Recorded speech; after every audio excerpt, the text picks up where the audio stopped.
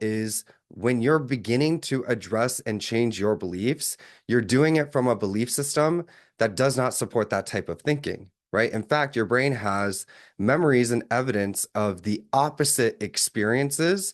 So, for instance, let's say receiving commitment has been something that you've struggled with, okay? And so you found over the years you are, in quite a few situationships, and maybe, you had one parent that just wasn't there growing up, or both parents were just so enveloped in their own drama, so they weren't very attentive to you, and in a way that's being non-committed to you, right?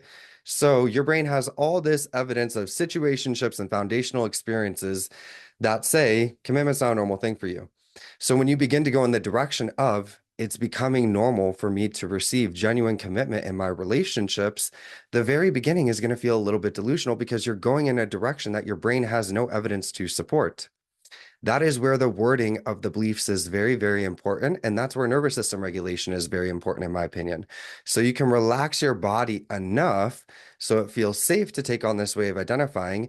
And if you can word the belief in a way that feels good, that gives you the space to grow and isn't too big of a jump, then you're going to begin to adopt this belief a lot more easily. And then you trigger the process, the natural process, which is your brain naturally searches for evidence to support what you believe.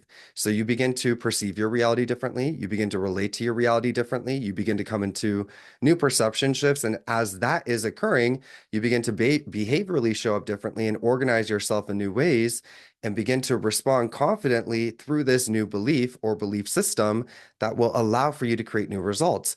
The first change you're going to experience when it comes to applying mindset work is a change within you.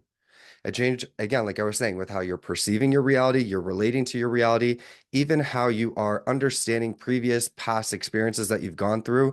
You begin to give the proper ownership and accountability and see reality for what it was instead of over assuming blame and internalizing things that you shouldn't be internalizing.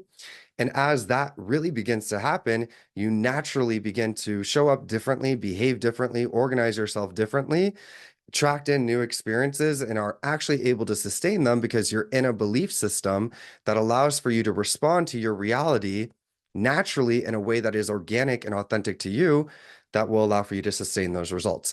And